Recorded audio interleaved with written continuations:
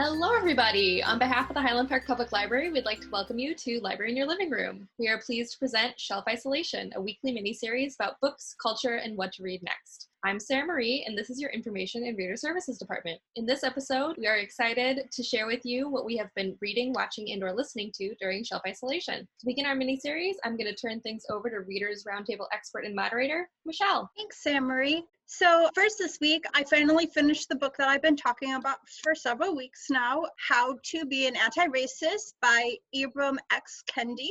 So now I can finally talk to you about it. So it is a part memoir, part history, part like social history. So he first starts by saying that the opposite of a racist is not a racist, but actually an anti-racist. So he breaks down kind of the different parts of racism, and he also includes history and also stories from his own life and his own journey of being anti-racist. I thought it was a really great book. It's one of many books that you can read to be on a journey to, just learn more about your own racism. So I do highly recommend it. And I do recommend any other books. There's many lists going around, so hopefully you're able to read a few. Second, what I read was kind of a palate cleanser. It is called Class Mom. It's by Laurie Gelman. It is a really funny, witty story about a woman named Jen Dixon, who's from Kansas City, and she becomes the class mom of her son's kindergarten class. So it's a lot of like drama and just humor. It's told in a lot of emails. It's just kind of a funny book.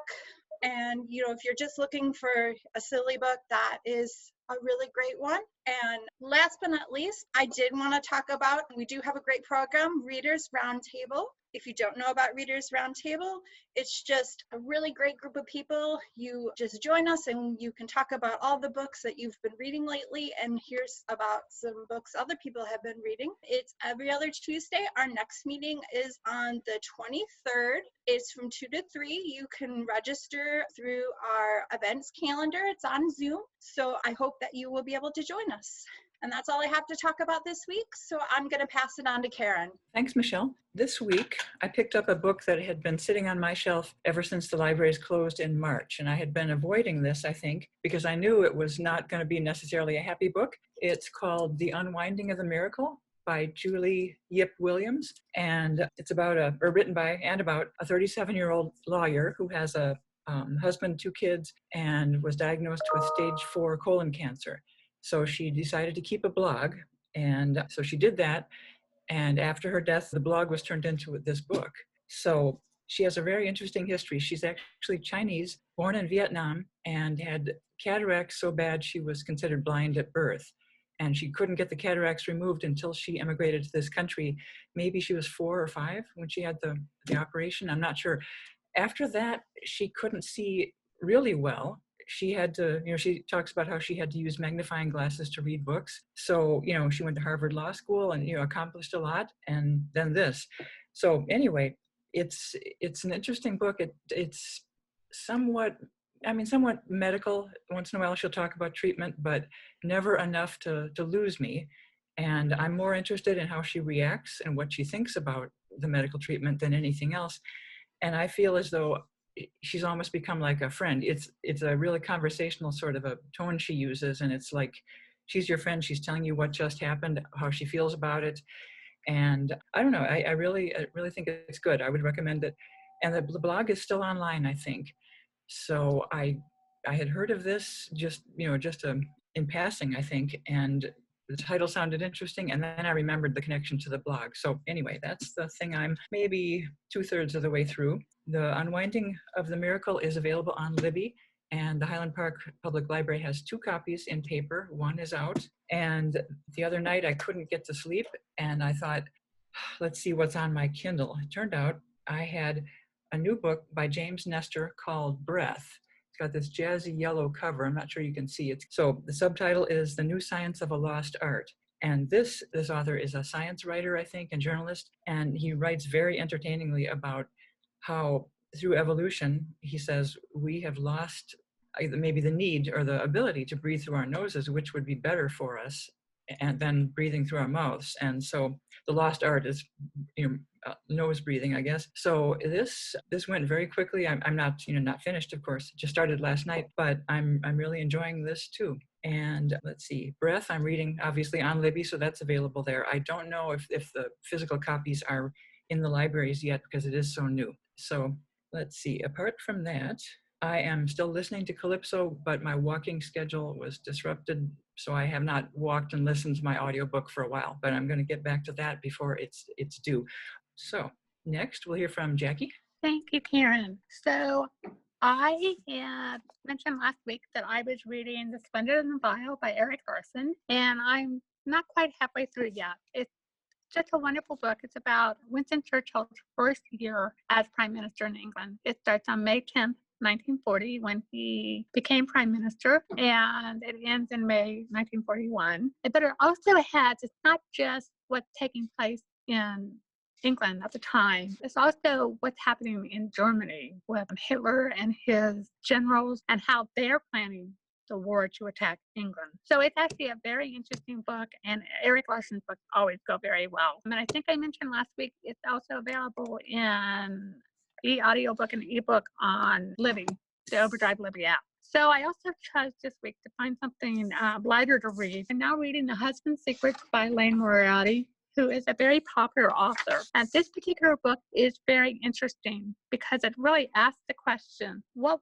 would you do if you found a letter that was from your husband that said, in event of my death, you can read this? Well, so Sarah Fitzpatrick has that quandary of what she should do. But the book is not just about Cecilia and her world. It's also about Tessa Leary and Rachel Crowley and how this secret Cecilia's husband has affect all of them. So it's a very nice, light read, perfect summer. So if you want something to read, it's perfect. And the book also takes place in Sydney, Australia. So sometimes you can learn something new about some other place. Then the other thing is, if you can tell, I don't know if you can, let me put the camera around. I am here at the library. So we are working in the building at this point. We're open 11 to 7. Call us if you want some books. We've got chat available on our website. So if you want to chat with us, you can. And we are, making sure you get the materials you want. So anybody who's talking about a book now, place a hold on it, either view it yourself or give us a call, and we'll be glad to pull it, and it'll be available for you the day after you get the hold notice. So remember that we're here for you. So I'm done with the line, and I'm going to turn it over to William. Thank you, Jacki. Well, with a new book coming out in November, I have officially started my semi-annual Brandon Sanderson reread. For those who don't know, Brandon Sanderson is a science fiction fantasy writer who specializes in high word count stories that usually have some sort of convoluted magic system. In addition, many of his books exist in a shared universe known as the Cosmere that connects both the systems and have occasional characters cross over with each other. To get started, I picked up his first book, Elantris, which is available on Libby. I don't know if you can see here, but this is the 10th anniversary edition, which they updated for all the digital copies. And it comes with a couple of extra maps and 10,000 extra words, which gives you an idea of the type of author and the type of audience he has. The story, it revolves around 3 characters. You have a very positive prince who is dealing with the fact that he has been struck by a mysterious disease and sent to a city of the damned, the aforementioned Elantris. His soon-to-be bride, who is now stuck in a land not her own and trying to stop a kingdom from falling apart, and a not-so-faithful priest who has 3 months to convince the populace to convert, or otherwise his superiors will send an army to wipe them out. Believe it or not, hijinks ensue. The magic system in this one is the Andor, which involves the drawing of symbols that are manipulated based on the size, width, and complexity of the shape. And this is only the beginning. I've got 23 more Cosmere entries to get through, which include 3 short stories, 4 novellas, a pair of graphic novels, and a couple of restraining epic books. I'll make sure and keep you posted on them as I go along. And with that, I'll pass it along to Sarah. Thanks, Will. And I have to add to your recommendation, well, Brandon Sanderson. My husband's been reading some of his books and discovered that on YouTube, he has a whole series of how to write science fiction. That's like he's teaching a class and put the whole lecture class on YouTube, and my husband watched the whole thing and loved it. So we'll put a link to that. But my recommendations, first from my 20-month-old, Alphabet Trucks. We are very excited to be able to get some picture books again from the library, from our local library, because we don't live in Highland Park. But this is Alphabet Trucks, and it's exactly what it sounds like. A truck for every letter of the alphabet, and it all rhymes, and it's very fun. And I've learned more about trucks than I ever needed to know, but we tend to read this like 3 or 4 times before 7 a.m. every day. So this is definitely the favorite this week. And my own recommendations, this week I listened to, by Kaz Freer, Stone Cold Heart. It's the second in her series. It's about a detective named Kat Kinsella in London. She's an Irish-born detective, young, dealing with some of her own family issues, and it's a murder mystery. They remind me a lot of like watching British murder mystery television shows, except longer. It was about a 12-hour audiobook, and it was a lot of fun. And then the other book I've almost finished with, it's the last book in the Virgin River series by Robin Carr, which I've been reading this series since the beginning of the year. So that's actually what I want to recommend, not specifically the series, though I've enjoyed it. And if you're looking for a nice small town romance with recurring characters, it's great. But what I wanted to recommend is reading long series, just like all of Will's Brandon Sanderson books, because it's really nice when you finish a book to just have the next one and just keep on reading. I was looking at my Goodreads and realized I've read as many books this year as I read in all of 2019. And I think it's partly because I've read 20 Virgin River books. So that series is on Hoopla, so it is all available with no waits. It is also on Libby, but some of the books are more popular than others, so you may have holds on those. With that, I will pass it on to Sarah Marie. Thank you, Sarah. I have read this week, the first thing I've read is Becky Chambers' The Long Way to a Small Angry Planet, which is the first in the Wayfinder series. It is a good, fun space journey, a little more Firefly than it is Battlestar Galactica if I'm going to compare it to TV shows, but still with similar themes.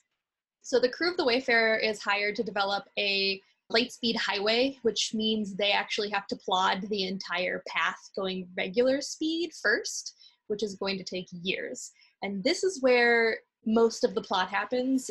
There's a lot of found family involved with developing relationships, but there's also plenty of excitement because they do find some things along the way. This is kind of unexplored territory in between like point A and point B. So it gets really exciting. There's some politics, there's some romance, there's some moral questions involved, and there's definitely some high stakes. Will they make it? Will they not make it? Kind of stuff. And, maybe not everybody makes it. Maybe they do. Who knows? I'm also going to recommend series, though, because this is the first in a series, and there's only 3 at the moment, I believe. But Becky Chambers is an excellent writer, and she's going to be doing more. Especially if you like sci-fi and fantasy, I recommend this one. I also read Saeed Jones' How We Fight for Our Lives. So a little bit about Saeed first. His debut poetry collection, which was Prelude to a Bruise, was the winner of the 2015 Penn Joyce Austral Award. And his poetry and essays have appeared in the New Yorker, NPR, in Ebony, in Best American Poetry, and so forth and so on. Saeed won a Pushcart Prize, I believe, in 2013, and is presently BuzzFeed's executive editor of culture. He also recently adopted a dog during quarantine, Caesar. The dog is a gift, and you can see more about that and Saeed on Twitter. He has a very active Twitter account. But more about How We Fight for Our Lives. This is a memoir, and it is just beautifully constructed. It's personal. It's a contemporary book and a contemporary look at what it is like to live and thrive as a young Black gay man in the South. Saeed is from Texas. And Jones has an established voice throughout the entire narrative. He presents frank, thoughtful pieces examining race, queerness, love, and also grief. Part of the story that really spoke out to me is a quote. It's about the memoir. It's a portrait of what we do for one another and to one another as we fight to become ourselves. It's just really touching. I laughed, I cried, I did both at the same time. If you can, place a hold on the audio because Saeed reads it and it is just a treat. And also, before I move things along, I would like to mention that the recording for the interview between Robin DiAngelo, who is the author of White Fragility that I talked about a few weeks ago, and Marcus Campbell, who is the assistant superintendent principal of Evanston Township High School, is now available on YouTube. It's about an hour long, and there are links to it in the Explore page, as well as the Conversations About Race page, and I will add one to the show notes below. And so now, let's move on to Nancy. Hi, thank you, Sarah. I'm going to share my screen here for a moment. So I was, of course, going through doing metadata and quality check for Ravinia programs. And here's a children's afternoon program from 1925, Ravinia. Some pretty standard pieces you would use to introduce children to music, popular Irish songs, Beethoven. But what struck my eye was this bottom part too, an afternoon especially for the boys. Dr. Charles A. Eastman, Sioux Indian chief, nationally known as a writer and lecturer. Now, I had not heard of this Dr. Eastman, so of course, I decided to investigate. And he's a very interesting, important historical character. He was part Sioux, part French, part American, and he was a doctor, and he was also a prolific writer. And on Hoopla, I found not one, but 5 different editions of one of his most important works, Indian Boyhood, and I've started to read it, and it's very interesting. It talks about growing up as a Native American and being wrenched from that and other things, and an interesting perspective living in 2 worlds. What I was even more interested to find out was that in our library, physically, there's a children's version of the book that has pictures, and it sounds like a really good choice to read if you want to learn about Native Americans and 19th and 20th century history in the United States. Interesting learning again from just going through metadata for programs. And with that, I will offer this to Catherine. Thanks, Nancy. The first book I'm going to share is one that I think Michelle already talked about, but it was quite a few weeks ago, and perhaps you forgot, but it is Such a Fun Age by Kylie Reed, which is certainly worth talking about twice. It's about a young woman named Amira who has finished college, and she lives in Philadelphia, but she never really figured out what she wanted to do for a career. So she works as a transcriptionist, and she also works as a babysitter. She's sort of putting together multiple part-time jobs to make a living. And one night she's at a party with her friends, and her boss calls and says, "Can you please come take care of the kid because we have to deal with an emergency in the house. You know, just take her out of the house for a couple hours." So she and her friend take the 2-year-old Briar to the grocery store, which is open late, and they're there. And then the security guard approaches them because another woman in the store thought that because Amira and her friend are Black and the child is white, that I'm not even sure what she thought, that maybe they just stole this kid and took her to the grocery store at night for some reason. So after that very stressful incident, then Amira's boss doesn't hold it against her, but sort of just becomes obsessed with Amira and, you know, talking through this, and a lot of awkward conversations between the 2 of them. And then on top of it all, Amira's got this new guy in her life. And so there's a relationship with him. But overall, the book, even though it does talk about race in an interesting and important way, it's also very fun and very funny. And I just was turning pages because I wanted to see what happened. So it's a great summer read, a great anytime read, but particularly, you know, for summer, I would really recommend that book. And then the other book that I want to talk about is called Glass Town by Isabel Greenberg, which is a graphic novel. It's available on Hoopla, or you could place a hold on the print version. And it is a fictional book about the Bronte siblings and the fictional world called Glass Town that they created as children and young adults.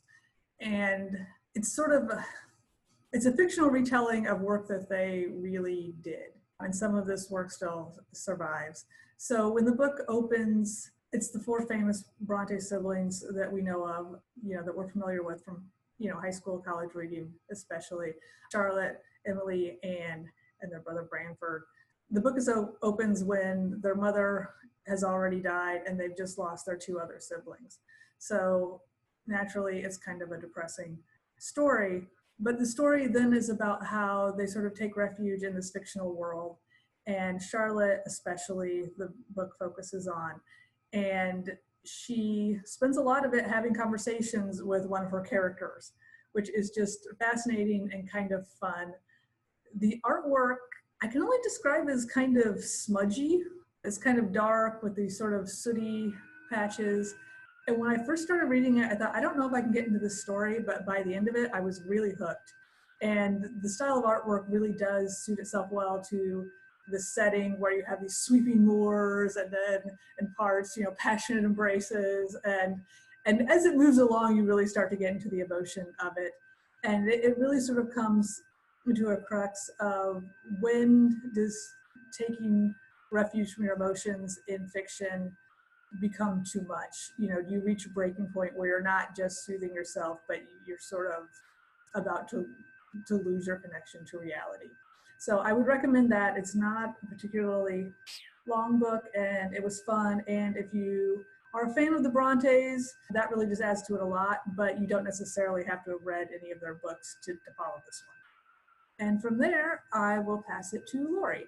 Thanks, Catherine. This past week, I have read The Mountains Sing, and I would mispronounce the author's last name, but it is Nguyen. She's a Vietnamese author, and it is a fictional work about the Vietnam War that takes place, it's told from the point of view of a grandmother in the 30s and 40s and a granddaughter at the end of the Vietnam War. And it's very moving. It's a very, very good book. I did also want to mention that it is going to be a book discussion that we're doing on July 10th. So I highly recommend it. And now I'm going to pass it on to Lisa. Thank you. Thanks, Laurie. It's kind of funny that Will and Sarah mentioned Sanderson, because my hold on Mistborn just came in today. And I haven't read anything by Sanderson before this, even though I really like fantasy. So I get to try, and I'm really excited about it because he's considered one of the experts, and I'm definitely going to check out that YouTube series on writing because that sounds really cool. Another thing I've been doing is rewatching the 90s, early 2000s cartoon Static Shock. It's the only superhero cartoon show I was allowed to watch as a kid, and it also happens to have the best representation of dyslexia I have ever seen on TV. So it holds a special place in my heart, and I just thought, why not? See if it holds up. It does. So that's fun if you're looking for something good to watch with your kids with a good message. And then another thing I want to just quickly plug, I don't have any copies with me because most of them are either checked out or at the library. But if you like art books and art history books and you don't want to place one on hold because they weigh like 1 million pounds, there's a series called the Taschen Basic Art Books, and they're just as good and detailed as like a big 3-inch thing. It's just kind of it's abbreviated. The prints are still really great, and it's a nice way to kind of get something quick and easy to flip through, just to look at pretty pictures and get some information. They're sold at museums, so they are it's real quality information, and those are just fun. And when I can pick up my holds next, that's probably what I'm going to be looking at because I miss them. So, and that's what I've got for you today. All right.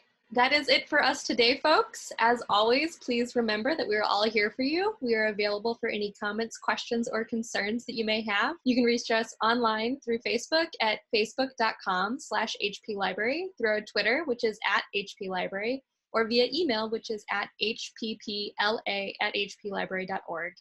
You can find this information online through our website, which is hplibrary.org. Our music today was Carefree by Kevin MacLeod. You can find more information about this and the titles we mentioned in the show notes below. Okay, everybody, this is us signing off. Until we see you next, stay safe.